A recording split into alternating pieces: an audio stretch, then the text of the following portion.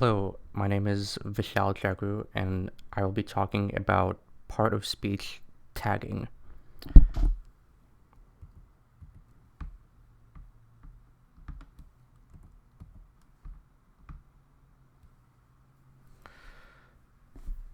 Part of speech tagging is the process of identifying words that belong to a certain part of speech.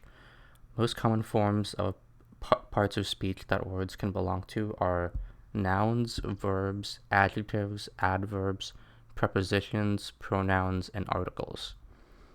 For example, in the sentence, "The man walks to the library," man and library would be nouns, and walks would be a verb. This is what it means to identify the part of speech for a word.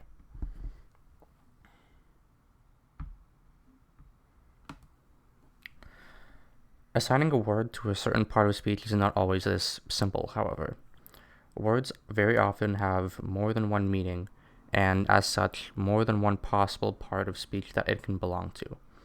Depending on the context of what is being said, the part of speech that a word belongs to can vary greatly. For example, the word check. Check can be a noun, such as a check mark or a bank check. It can also be a verb, such as "I'd like to check out this book," or I analyzed or checked this report that you sent me. So because of this phenomenon, we cannot just simply assign certain words to a certain part of speech tag.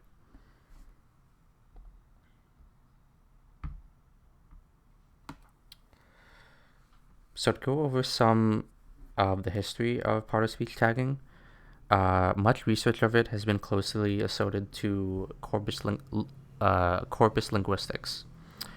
In the 1960s, the Brown corpus, consisting of about 1 million words of English text, was created by Henry Kucera and W. Nelson Francis for computer analysis. It was carefully tagged with part of speech markers through both manual efforts and early computer programs. The tagging process improved over the years, making it nearly perfect by the late 70s. The Brown corpus has been extensively used for word frequency and part of speech studies, and has influenced the development of tagged corpora in various languages. It served as the foundation for subsequent part of speech tagging systems like Clause and Volsunga. However, larger corpora like the 100 million word British National Corpus have since surpassed it in size, even though they may not be as thoroughly curated. Part of speech tagging was once considered integral to natural language processing, as some cases required understanding context and semantics to determine the correct part of speech. This complexity made it expensive, especially when multiple part of speech possibilities had to be considered for each word at higher levels of analysis.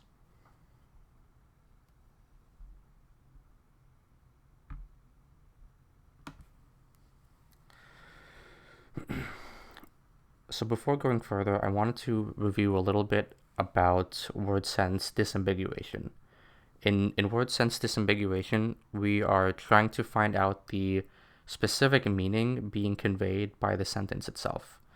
For example, I'll refer back to one of the previous slides we've gone over in class, which is the "time flies like an arrow" example. This sentence is illustrating that we can derive 3 separate meanings from this sentence. The first one being, "Time moves so fast it is like a shooting arrow." The second one being, "Time flies," aka a type of fly, "are affectionate to an arrow." The third one being, "I'm giving you an order to time these houseflies on a stopwatch like you would do so with an arrow." So in order to fully understand the meaning, in order to fully understand which meaning we are talking about, we must use part of speech tagging to determine which words belong to their part of speech.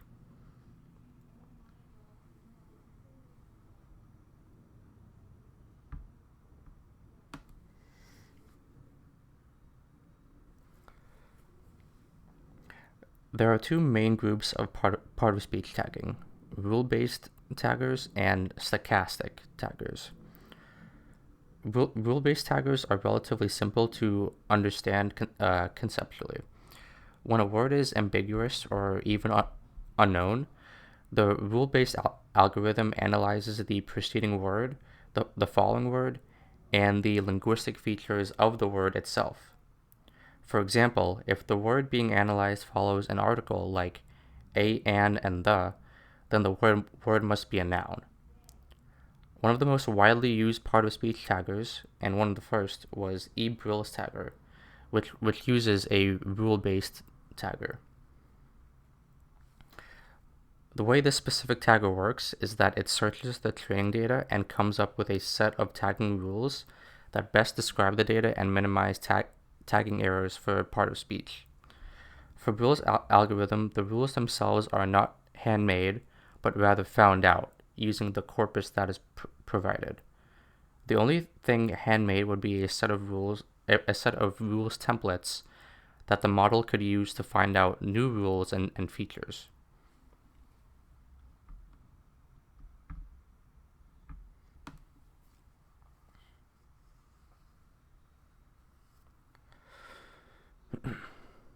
Now on to stochastic tagging. Stochastic tagging can really refer to any other kind of approach to part-of-speech tagging. So any model that uses the frequency of tag words or the probability that a word will be tagged a certain way can be called stochastic. The simplest kind of stochastic tagging is when a word is tagged based on the probability of that word being tagged as a certain part of speech in the training set. Basically, the tag that is most frequently encountered for that word in the training set is chosen as the tag for an instance of that word. The obvious problem with this, however, is that words will often be tagged incorrectly due to the probabilistic nature of the algorithm. A solution to this problem is to instead calculate the probability of a sequence of tags occurring, which is called the n-gram approach. With the n-gram approach, the best tag for a word is determined by the probability that it occurs within the n previous tags. This approach works a lot better because it takes into account the context of the words to assign a tag.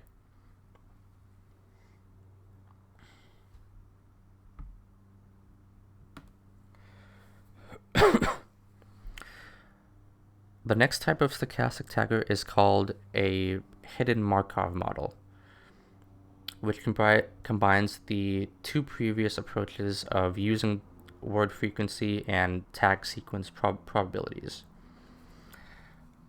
But before we go over that, we first have to know what a Markov model is.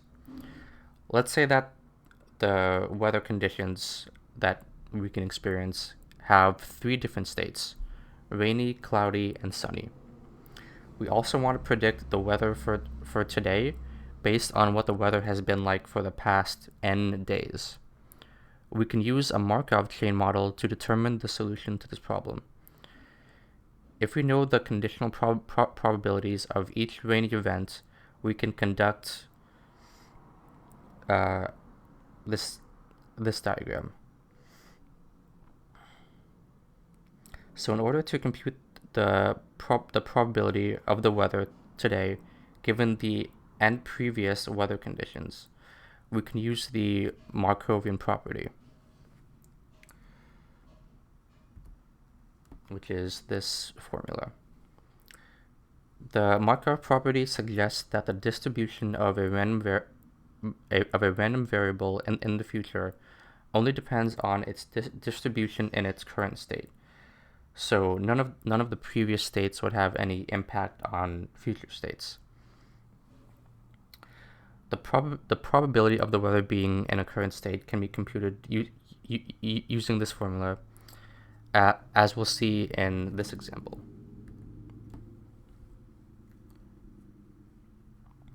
The problem says, given that today is sunny, what's the probability that tomorrow is sunny and the next day is rainy?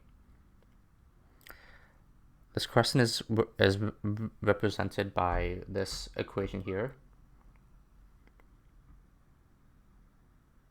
where Qn is the weather condition of the nth day. So Q1 would be the condition of the first day, Q2 is the condition of the second day, and so on. So since the problem says that today is sunny, Q1 would be sunny, and since Q2 is the next day, Q2 would be sunny as well, and the next day after that, Q3, would be rainy. So the way these equations work out is that the overall probability is 0.04, or 4%. And this somewhat makes sense because if the 2 previous days were sunny, we would not really expect sudden rain the next day.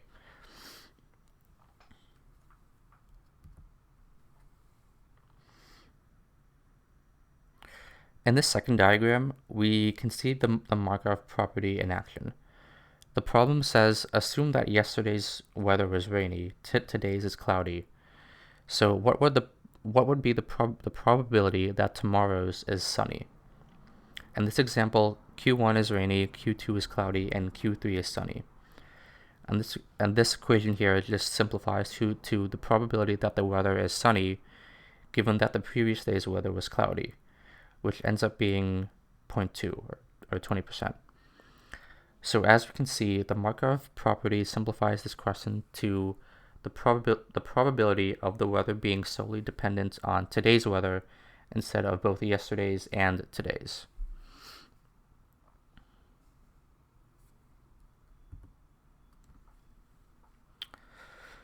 So let's consider another example. You've sent your kid to sleep, but you're not sure if he's actually gone to sleep. You want to know if he's gone to sleep, but you don't want to enter his room because if you do and he's actually asleep, you run the risk of waking him up instead. Instead, you listen in on his room to see if there is any noise coming from it to determine the probability that he is asleep or not. Here's a diagram to help illustrate this. Note that there are 2 different kinds of probabilities that we can determine from this diagram. We can determine the probability that noise is emitted given the kid is awake, which is called emission probability. So you might think of this as the sound emitted if the kid is awake. And in this example, here the probability that the kid is awake given that you hear a noise is 0.5. That's what it means to go from awake to noise being 0.5.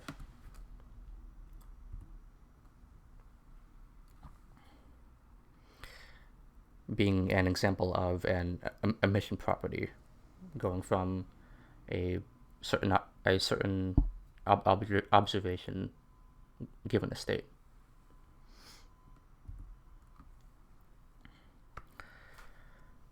The other type of probability is transition probabilities, which is the probability that a state transitions from one to another. An example of this would be the probability that the kid is awake given that he was asleep. And in this case, it would be 0.4.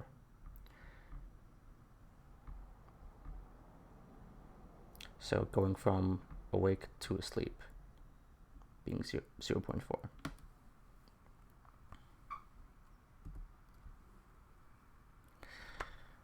However, the Markov property has a flaw in this specific problem.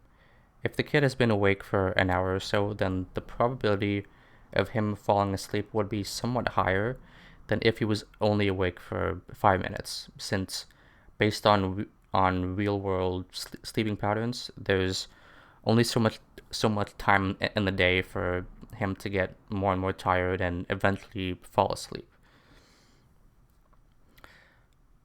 So the Markov state model is not completely correct here, but it is good good enough to illustrate the problem itself.